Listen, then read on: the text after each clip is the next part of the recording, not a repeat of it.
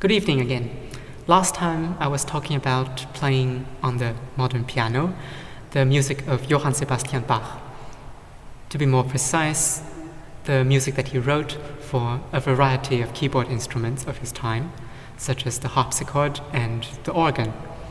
I suggested that indeed there is no real need to restrict ourselves to his harpsichord music, which, as the piano tradition has it, is mostly the music that is considered to be the subject of Bach on the piano. Of course, with the organ music, sometimes we need to do what is called, in typical parlance, transcribing. But my view is that actually this kind of transcribing isn't so much different, or does not need to be so much different from the transcribing, in quotation marks, that one does anyway when playing harpsichord music on the piano.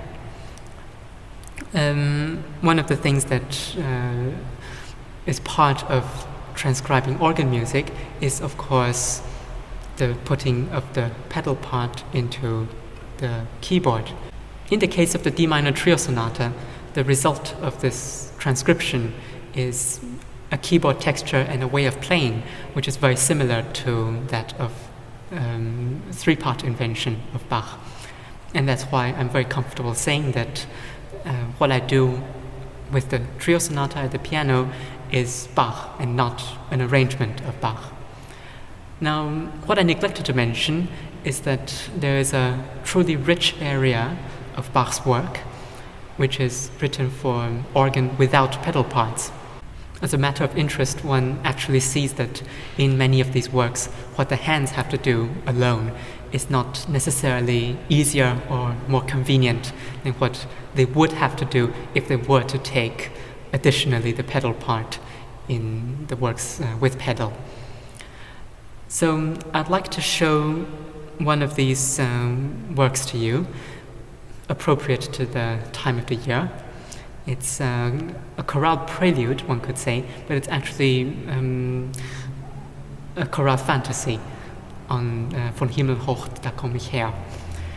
So the tune, which is at the basis of this piece, is the following.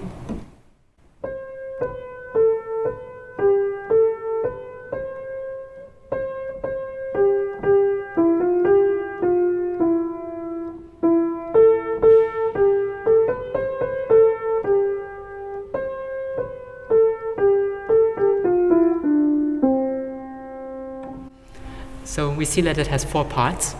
Now, the idea of this choral fantasy, or fughetta, if you will, is that we're deconstructing the melody.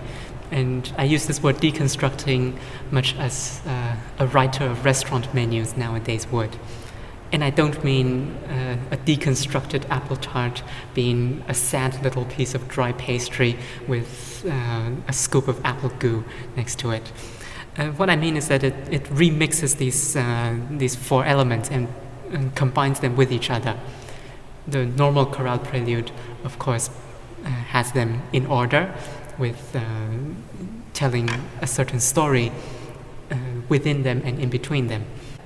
Like with any tasty piece of art on a plate, we need an element which binds the whole thing together. This element is provided by the fourth line of the melody, which you will recall is a kind of downward scale. So we make an abstract version of this, which is literally a downward scale going through an octave. Now, it's quite easy to combine this with anything you want to. When we put it together with the first part of the theme, we get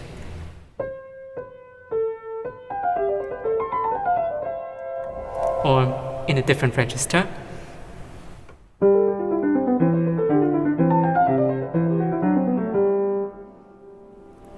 So what Bach now proceeds to do is to find various ways of combining this first part of the tune in the long notes with the rest of it. Here's the first phrase on top of the second phrase.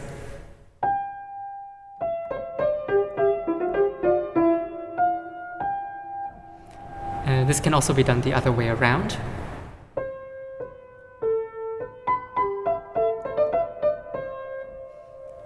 Now let's try putting the third phrase on top of the first phrase.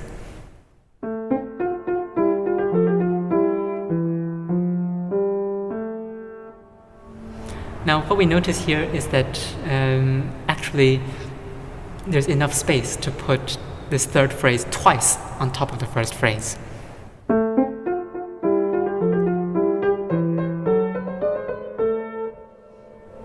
Now, indeed, there's even space to put it a third time in a stretto.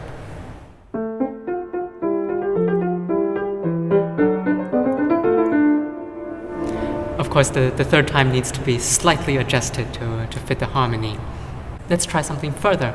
Let's try putting both the second and the third phrases on top of the first.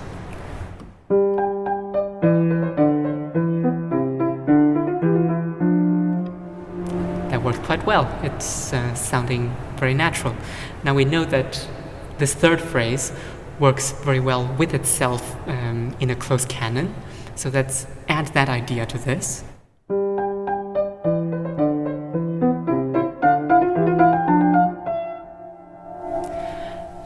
So to finish off, let's put the third phrase and the fourth phrases onto the first. So we'll have the first in the middle, we'll put the third phrase there and the fourth phrase there in its abstracted form of the simple downward scale.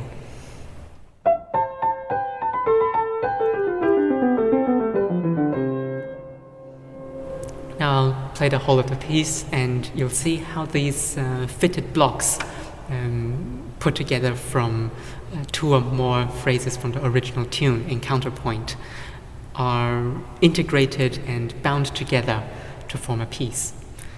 What binds them together is a kind of filler, you could say, which in this case is very often making references to other things that are happening in the thematic makeup of the piece.